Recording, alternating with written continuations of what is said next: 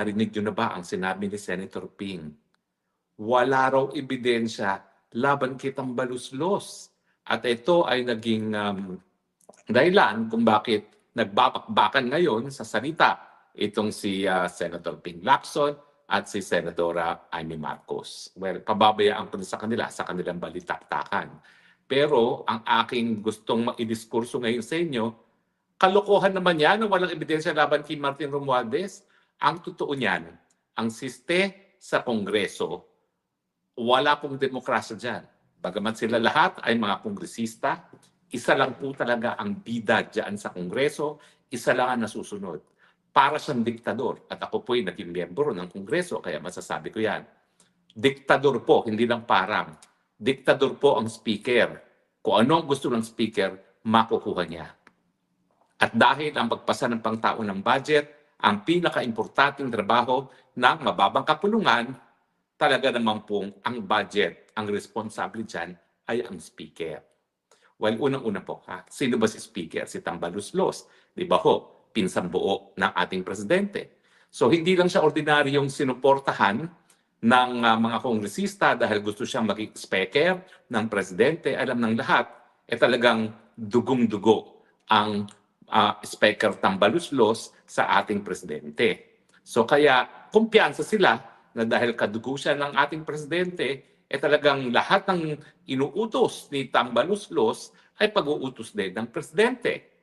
Kaya naman po, kapag merong ginawa ang Kongreso sa budget, yan po sigurado ay merong basbas ng speaker.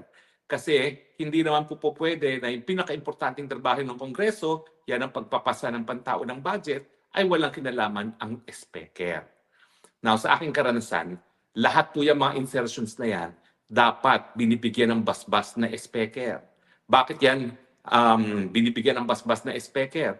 Dyan po talaga nakakasiguro ang speaker na yung kanyang mga kongresista ay magiging tapat sa kanya. At paano ba naman niya masisiguro ang pagiging tapat ng kanyang mga kongresista kung hindi sa kadatungan, sa kapirahan? Kaya sigurado po ako, walang ni isang insertion na naipapasok ang kahit sino, maski pa si Zaldico, maski pa si Stella Stella Kimbo, nang hindi po yan binasbasan ng speaker. In fact, ang system po dyan sa Kongreso, kapag ikay merong insertion at aaprubahan ng speaker, dapat yan pipirmahan ng speaker. Ang problema, yung pinirmahan ng speaker, yan po ay dumidiretso lamang sa Committee on Appropriations.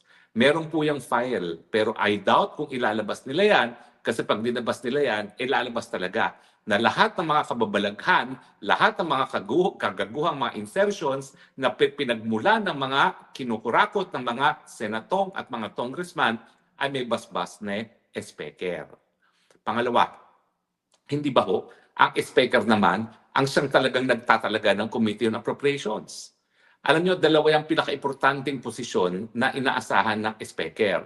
Unang-una yung majority floor leader. Bakit? Kasi siya ay magpapatupad kung ano dapat yung gagawin ng Kongreso habang siya ay speaker. Kaya nga po, yung majority floor leader, bagamat siya ay hindi nakaupo sa rostrum, siya ang nagpapatakbo ng Kongreso talaga. Yung daily agenda, siya nag-i-schedule at kapag budget ang pinag-uusapan, hindi lang ang majority floor leader ang tatanggap at magdi-discuss dyan sa mga miyembro ng Committee on Appropriations, siya rin ang responsable sa pagsasalang kung paano nga magkakaroon ng diskurso sa pantao ng budget. Now, ang importansya ng majority floor leader, siyempre, siya yung tinatawag ng party whip. Siya talaga yung nagsisigurado na a-attend ang mga miyembro at boboto sa mga initiatives ng administrasyon. At siyempre, pagdating sa pantao ng budget, at sinasabi naman talaga nila, parang ang pinakamakapangyarihan talaga dyan sa Kongreso ay ang chairman ng Committee on Appropriations. Bakit? Kasi alam naman natin na ang mga politiko tumatakbo para sa Kongreso dahil sa mga proyekto na dapat nilang makuha at ma-deliver sa kanilang mga constituents. Sa totoo lang, malungkot, ang mga Pilipino walang pakialam kung anong batas ang napapasa o kung miski walang naipapasang batas yung kanilang kongresista. Ang gusto nila may proyekto. At siyempre, para sa mga kongresista, dati-rate ang mga proyekto ay panggagaligan ng kita. Ngayon po, dahil 60% na at marami ng mga ghost projects, maski wala ng project, may kita pa rin sila, puro kita na lang. So dati-rati sinasabi natin na hayaan nyo na silang kumita ng maliit basta merong proyekto kasi at least nakikita natin kung saan napupunta ang mga pera ng taong bayan. Ngayon po, limpak-limpak na salapi na napupunta sa kanila. Barya na lang napupunta sa proyekto kung meron pa. Kasi nga po, napakadami ng mga ghost projects na nabubuking. Hindi lang po ng ICI, kung hindi ng Ombudsman. So ngayon, sasabihin ngayon ng senador sa Blue Ribbon Committee na wala raw ebidensya laban kay Romualdez. Alam mo, ebidensya na yan. Unang-una, yung naipasang budget ng 2024, naipasang budget ng 2025. Hindi po papasa yan nang hindi po yan binigyan ng basbas ng speaker. So kung ano man yung kabalbalan na nandyan sa budget na yan, yan po talaga ay responsable. Responsibilidad ng speaker.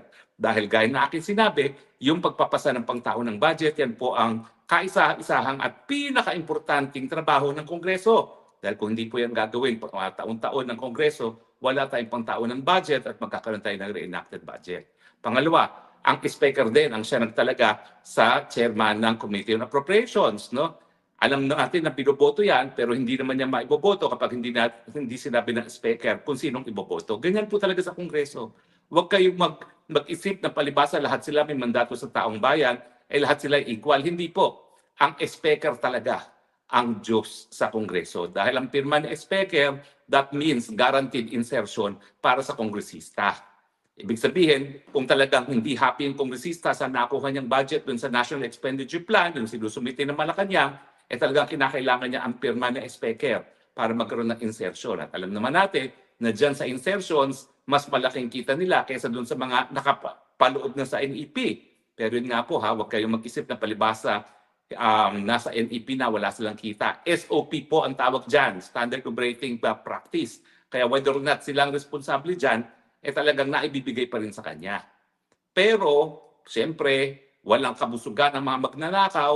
Kapag sila pa ang naging naprobahan nila na talagang silang kumuha ng pondo, yan po, mas malaki ang kubra. Kaya nga po minarinig yung mga salitain ngayon na meron yung SOP, meron mga parking fee, kasi meron mga projects dyan na nasa distrito nga nila pero inaangkin ng senador o di naman kaya inaangkin ng party list. No? Kaya hindi po libre yun. Kinakailangan magbayad ka ng parking fee miski hindi yan kay congressman ang galing. So, pero bukod pa po doon, ano na po ang talagang aktual na ebidensyang nakikita natin? Well, unang-una po, no?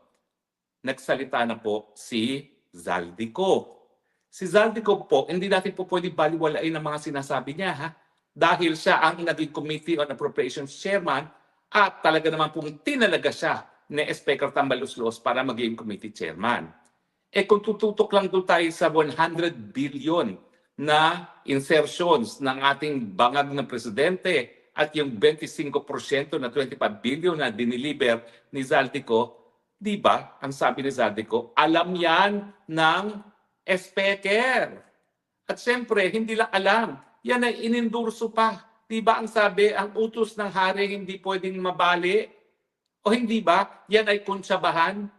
So I'm sure, tanggap na ni Zaldico na may pananagutan din siya, pero umaasa siya na pag nagkaroon ng pagpapalit sa mga liderato natin, importante pa rin ang kanyang testimonya para madawit nga dito sa korupsyon nito ang presidente mismo at si Speaker Tambaloslos. O di ba? O, bukod pa kay Zaldico, ano pa?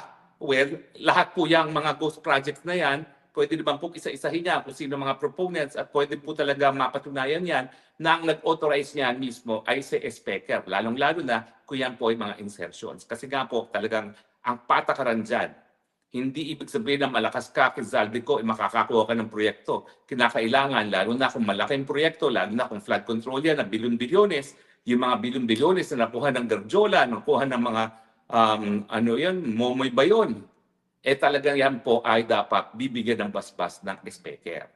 Bukod pa dyan, lahat ng mga ayuda na binibigay para nga magkaroon ng suporta yung sa impeachment. All it takes is 1 or 2 congressman na kumanta at sabihin na talagang lahat yung mga ayuda, yung mga soft na mga ayuda na binibigay bukod pa dun sa mga proyektong infrastruktura, ay ibinigay sa mga congressman kapalit ng kanilang suporta para sa impeachment ni Inday Sara Duterte. Ngayon po, wala pang tumatayo, pero meron na eh. Kasi nandiyan na si Toby Chanco. Maski siya ay kamag-anak, yung misis niya ay kamag-anak ng mga Romualdez, nagsasalita ni si Toby Chanco, di ba?